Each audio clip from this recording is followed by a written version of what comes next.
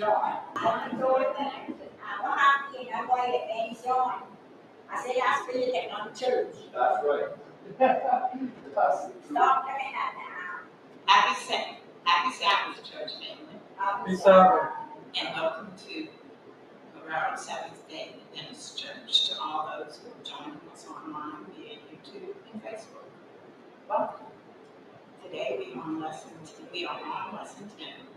Jacob, Israel.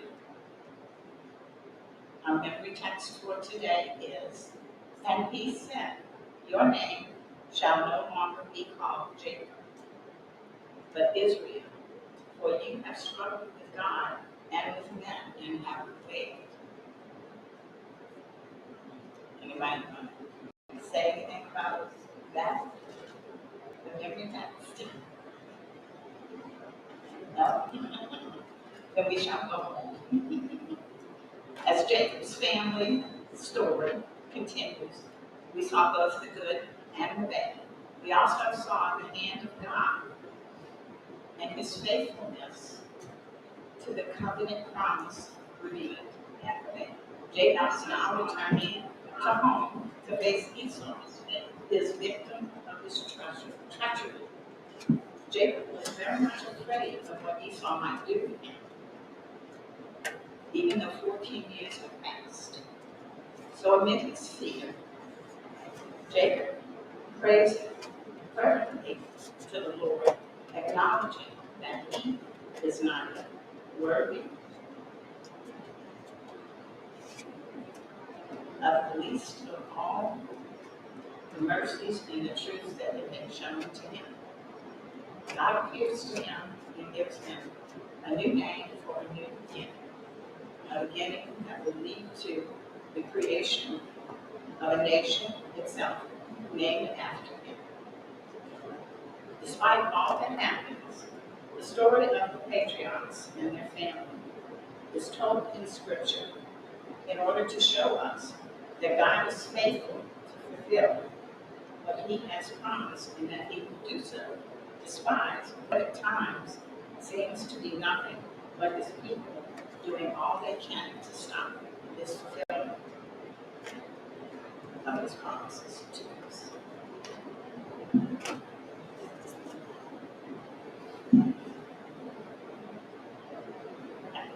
You can go ahead and write it down.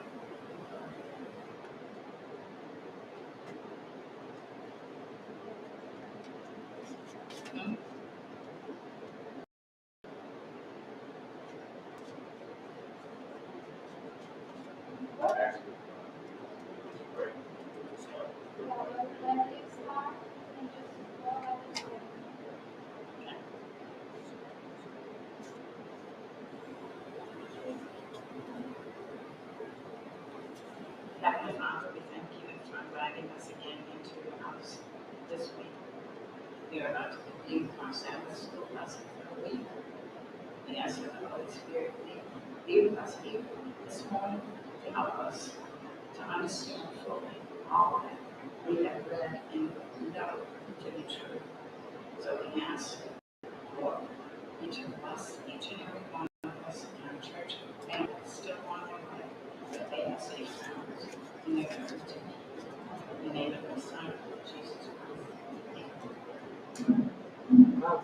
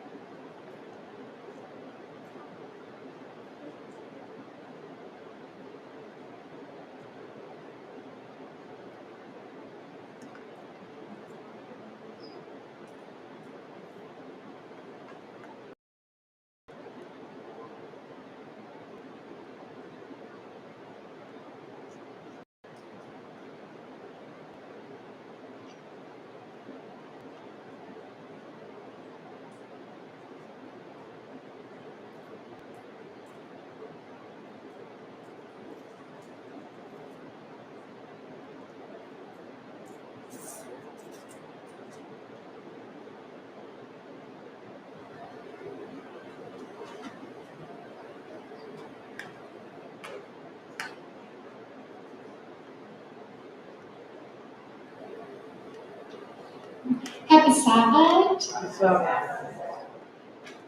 I'm very happy to be here today so we can share together the Sabbath school.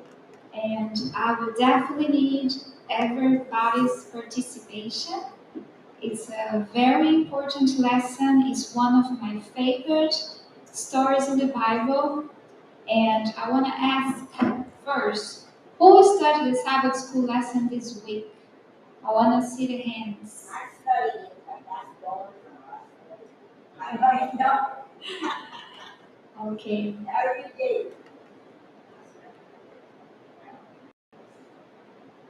We are in the lesson 10, Jacob, Israel.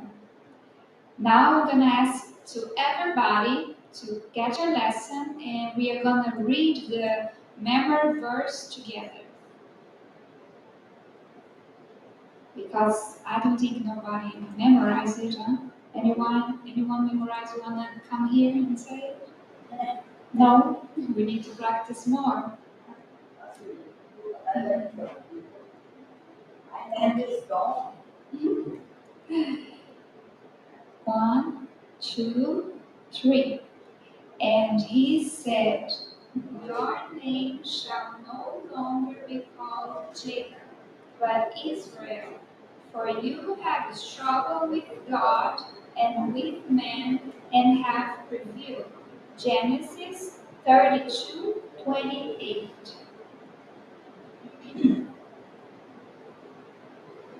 Who knows the song that says, I will change your name?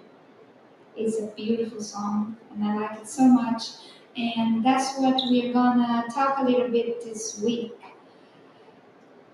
Jacob's shall no longer be called Jacob, but Israel. And this change of name is a new name for a new beginning, a beginning that would ultimately lead to the creation of a nation itself, named after him, the son of Israel. And that's so beautiful and that's so deep. And again, during this lesson, we learn what we have been learning in the past lesson, that God is faithful and He will always fulfill His promise. Even though sometimes we try to do our own way, God comes and He do it, and He is always faithful. On the lesson of Sunday, wrestling with God, we are going to read Genesis 32:22 to 31. Let's open our Bibles and I'll ask someone to read it for us. Genesis 32:22 to 31.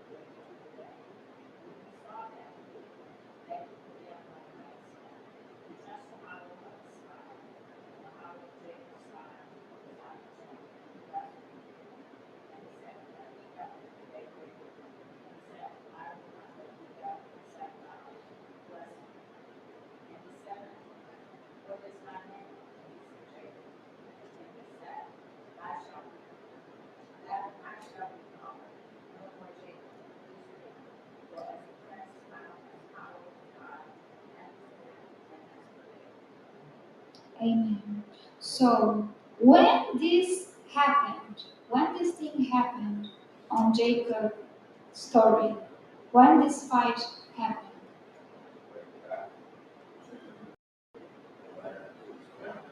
so Jacob was going back to Canaan. He was going back to the land of his family, and at this moment, this happened here. He wrestles with God. Why you think that this was the moment that God chose to meet him, to fight with him.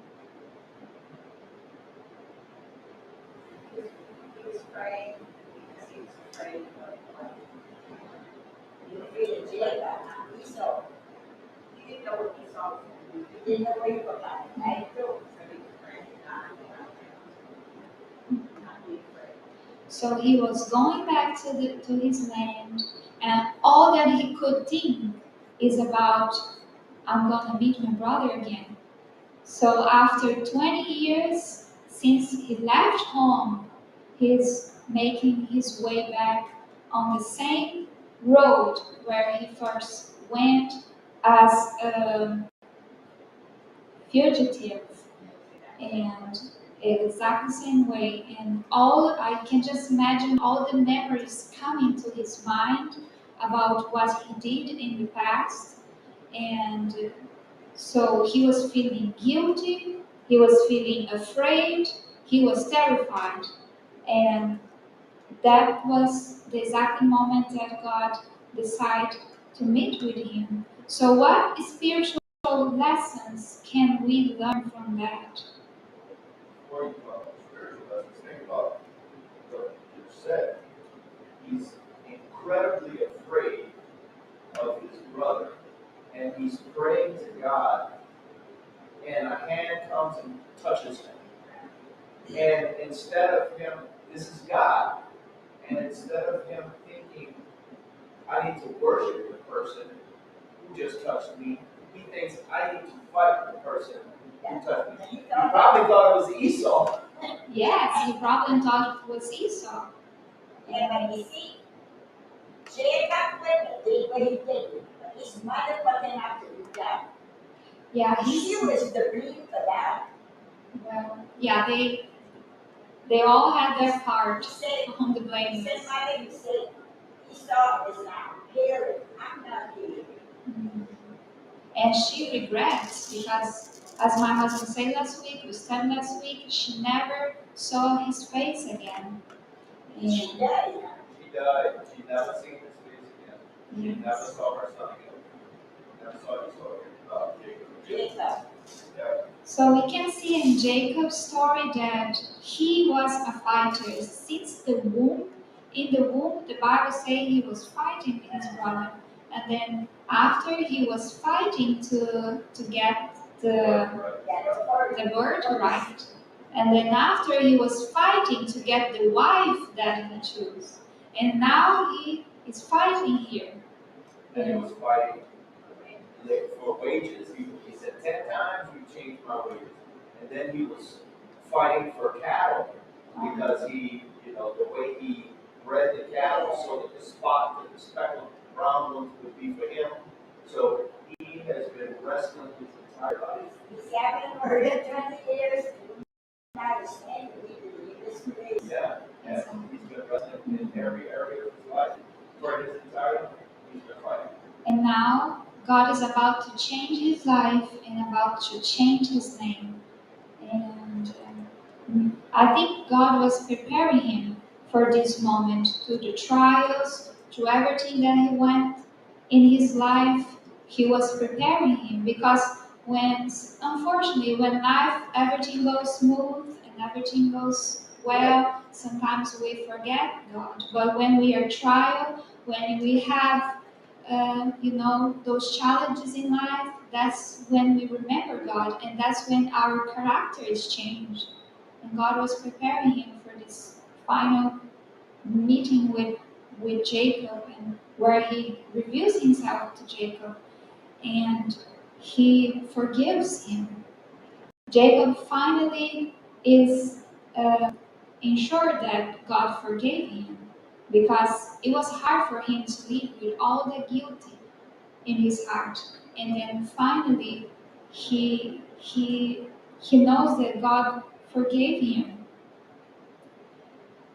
Now, because he changed his name, Think about that for a second. Think about that for a second. So when God comes to Jacob wrestles with Jacob, and they've been fighting all night. And in verse 26, and he said, God said, let me go, for the day breaketh. And Jacob says, I will not let you go unless you bless me.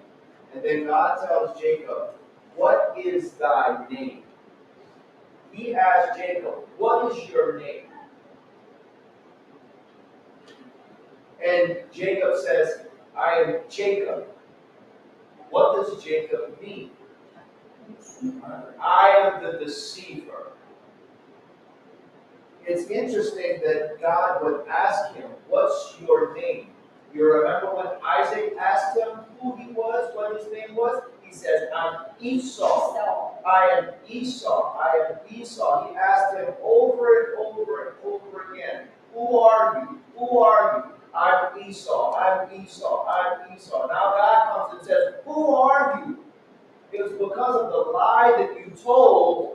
If you would have said I'm Jacob back then, you wouldn't have went through all of what you went through. It's because of the lie that you told then that, your mom put you up to do it, but he didn't have to go along with it. His daddy didn't know that. His dad didn't know. His mama didn't that either. That's right. And then God comes to him and says, what's your name? Who are you? He says, I'm Jacob. I'm not Esau. I'm Jacob. I'm a liar. I'm a supplanter. I'm a usurper. I'm a deceiver. I'm a wrestler. I've been fighting. I've been taking my whole life. I've been deceiving my whole life. And God says, now I'm going to change your name. Now that you recognize who you really are, I'm going to give you a new name. That was interesting. Thank you, Brother Liam, welcome to the Sabbath school. We miss you here.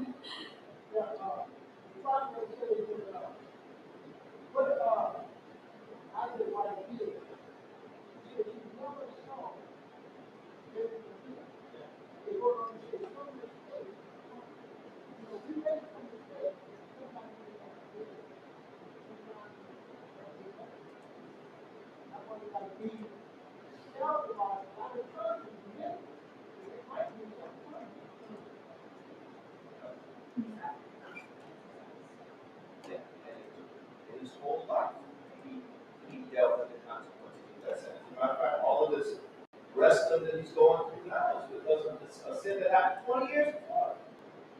The fear of his brother, his dad, my brother's going to kill me, all of this. Had God not intervened, Esau was going to slay Jacob, and Jacob says, and the mother with the kids, and take all of his cattle and everything. So, And he went for it, that clearly, that kid. yeah. He thought Esau was going to kill him. Exactly. He thought that Esau was going to kill him. The boys and the children at the front.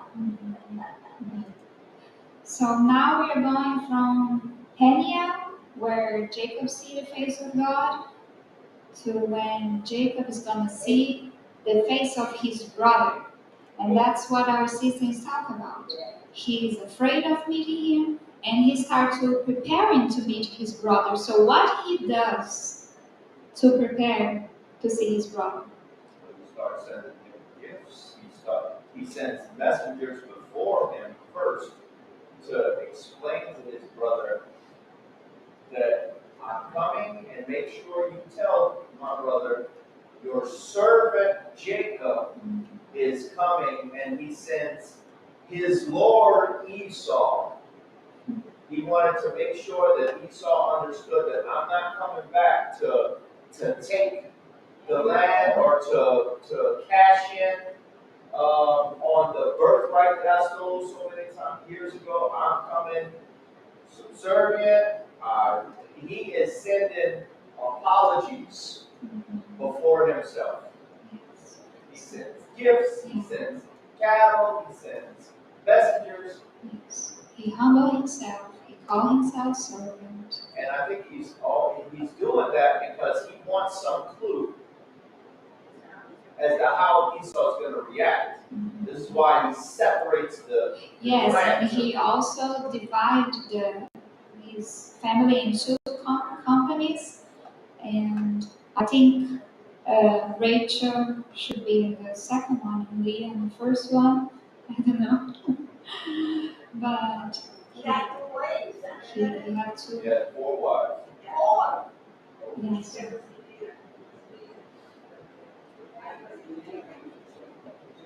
Yes. I knew that, I heard that before. So Leah goes in the first company. He was,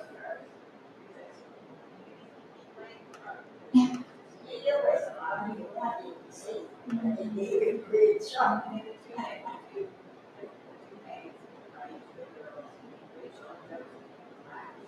It's Rachel and Amos. So you think that all the preparation that he was doing was a demonstration of lack of faith in God? What do you think about that? Well, they brought That makes brother. Hmm? That is brother.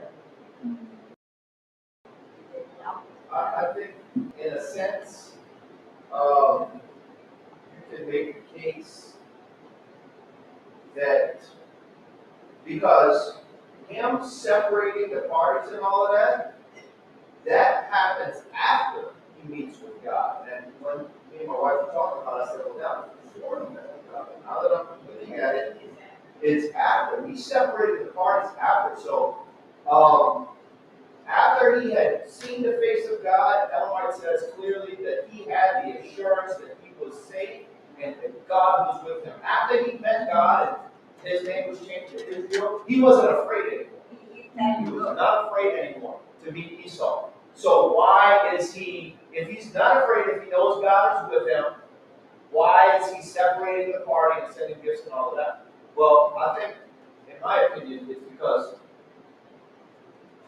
presumption assumes that God is going to do everything. That there's nothing that I have to do. God has told me that He's going to be with me, and that's all I have to do. There's an old saying, pray to God and row for the shore.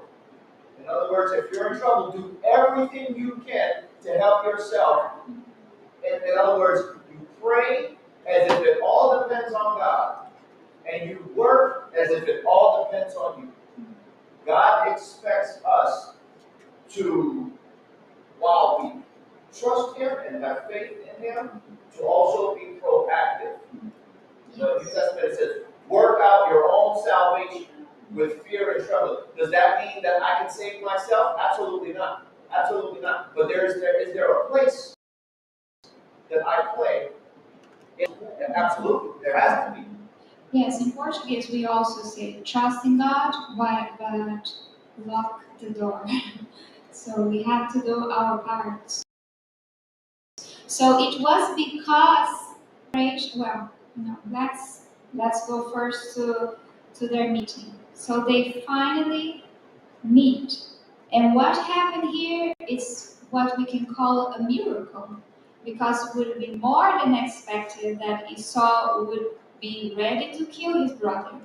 But what he does instead? Yeah, he runs to Jacob, and instead of killing him, the Bible says in Genesis 33:4, he kissed him and they wept. That's a miracle, Brother Robert. I get a little more understanding about what happened. The story is not so much about Esau and Jacob. It's between Jacob and the trust in God. Because it seems like God is leading Jacob to be up to what he did and to go back and reconciliate with his brother without confrontation. This is what I'm getting from the story. And why would Jacob receive this name Israel as good as the birthright which really belonged to Esau? I mean, why would God turn to Jacob instead of Esau? Esau was fully his birthright.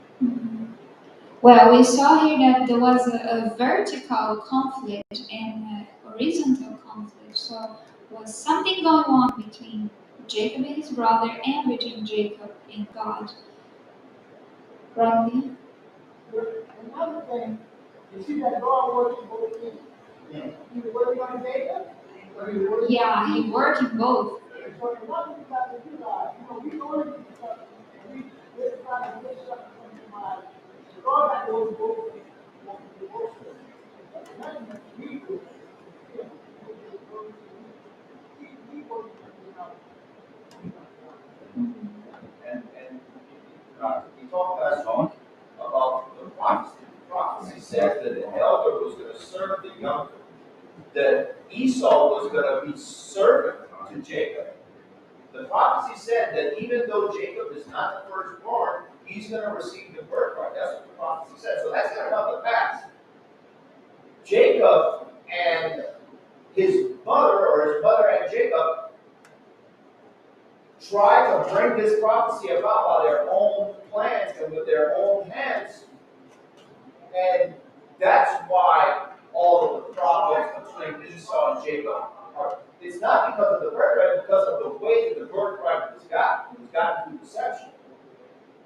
So if Jacob and Rebekah would have just left things alone and let God work it out the way he was going to work it out, then it wouldn't be all this catastrophe and everything. And another thing is,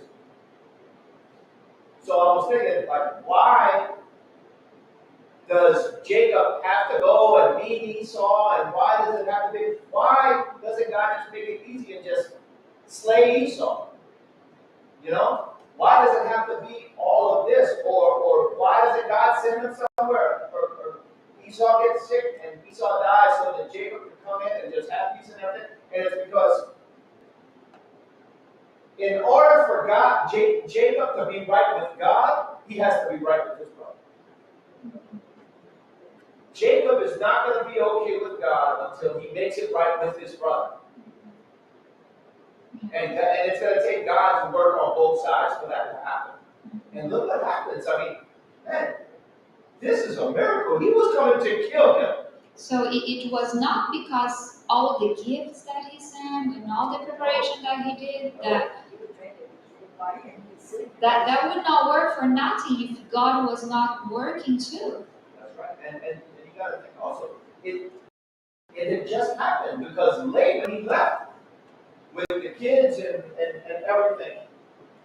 When he left, Laban was coming to kill him. And if God wouldn't have been working on Laban also, then it would have went really bad for Jacob.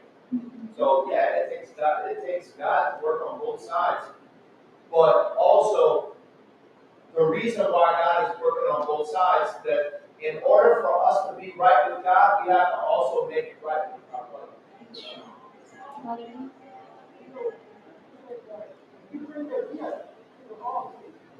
And you remember that your brother, you have a party in there. So leave it there. And you gotta make it right. Make it right. Come back. That's right. That's right. You can't get right with God if you've got problems with everybody in your life. Exactly. So I hope at this moment in our lives we are not in problem with none of our friends or family, and we are ready to forgiveness and ask for forgiveness. If today you have someone to forgive or ask for forgiveness, do it. Now I have another question. The Bible says in Genesis 33:10, Jacob says, "I have seen your face as though I've seen the face of God." This is Jacob comment to Esau. What does it mean? Anyone knows what that means? Genesis 33:10. I have seen your face as though I have seen the face of God. This is a very strong statement. Exactly. He sees the forgiveness and the grace of God because a while back he was fighting. He know he was wrong, he was evil, and he was not worthy of anything. But God forgave him. And now again his brothers forgiving him as God just had forgiven him. So that's in this sense that he see the grace, the face of God, because he see mercy and grace and forgiveness. Yes, Manuel? The word they use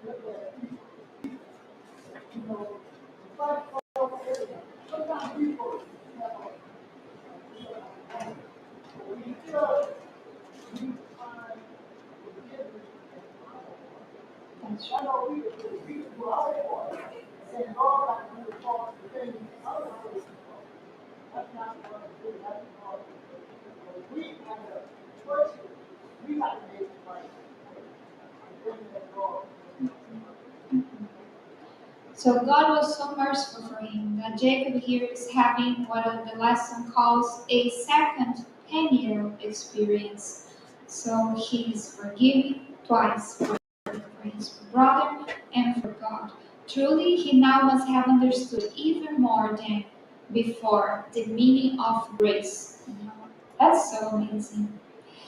Well, on the lesson of Tuesday, after this event here, we are gonna see Jacob turns to his family and confronts iniquity, the rape of Dinah, that's what we studied on the lesson of Tuesday, and then the murders committed by his sons, and finally the idolatry that was still prevailing in his household. This is the lesson of Tuesday, Wednesday, and Wednesday. After that is the death of Rachel. So, I will jump for the lesson of Wednesday, unless someone has something to talk about the lesson of Tuesday, because we just have a few times to end. Anyone have any comment about the lesson of Tuesday? Well, here, Jacob is finally setting in Canaan and he's longing for peace. He was finally, he's finally thinking that now I'm going to have peace. And what happened instead? Yeah, so it's interesting because Jacob, yes, he's been forgiven from God and he's gotten it right with his brother, but now he has to call his camp, his tent, his people, his family, the people in his family, and say, put away the strange gods from among you. I was like, what? What? Where did the strange gods come from? And well, we remember that Rachel, when she was leaving Laban's house, she stole some gods, and also they among the people of Shechem after Jacob's daughter is raped, and there's so much there because the Ellen White says that the only reason why she was raped is because she was in that area associating with the people of that area. She would have stayed away from that area, what would have happened to her. She got to walk in, not that it's right to rape someone ever, but she put herself in a bad situation. And then, of course, what happens is her brothers say, get circumcised and we'll let you marry her, but it's deceitful. So a few days later, after the men of Shem have all been circumcised, they're sore and they, can't walk and can't move, they're recovering, they go and they murder the entire town. And they steal basically all of their stuff. Well, these are idolaters. So as they're stealing all of their stuff, they're stealing idols as well. So now Jacob's camp is full of he's gone from having peace with God, peace with his brother, feeling like everything is going well, to his daughter is raped, his sons have basically murdered an entire town, and now once again he feels like the people of the land are going to kill him, they're going to destroy him. That's why he said here on the, wait just a minute. He says, I shall be destroyed, my household and I, on Genesis 34:30. Now let's just read right quickly for us to finalize the lesson on Genesis 35. 2 to 5 is about what my husband was saying. It says, so Jacob said to his household and to all who were with him, Put away the foreign gods that are among you, and purify yourselves, and change your garments. Then let us arise and go up to Bethel, so that I may make there an altar to the God who answers me in the day of my distress, and has been with me wherever I have gone. So they gave to Jacob all the foreign gods that they had, and the rings that were in their ears. Jacob hid them under the terebinth tree that was near Shechem. Shechem. And as they journeyed, a terror from God fell upon the cities that were around them, so that they did not pursue the sons of Jacob. So here we see a miracle that happened, that followed right after they get rid of all their idols, all their gods. And that's amazing. Brother Lee, you want to say something? You know, the scripture, when you say, put away all your foreign gods. And one scripture in that, the nation of me, is that the step.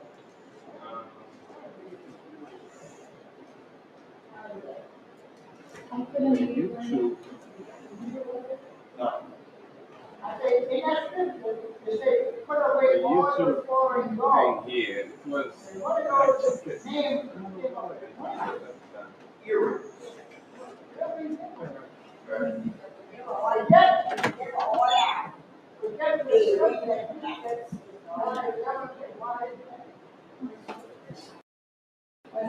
This is another, this is like that is let's keep it because this is a long topic. But what the point that the lesson is trying to make here is that when we trust God, well, it's not just enough to trust God. You have to take actions. You have to have your life right. So you trust God, but then you have idols in your house. So is God gonna take care of you? Is God gonna make miracles for you? You have to humble yourself and you have to surrender yourself and get rid of things that are not from God, because we cannot serve God and Baal, right? So Jacob did that, and he called his whole family and everybody to get rid of the idols. And because of that, God did a miracle, and all the nations around them were afraid of Jacob and they didn't attack him. So let's learn it. There's a lot more in this lesson that we could have learned this week, and we could share right now, but our time is short. And I thank each one of you for being here this morning. And I would like to encourage you to study the lesson for the next week, but my husband will come after me to do that. And thank you, all of you, for your participation. And you're welcome. All right.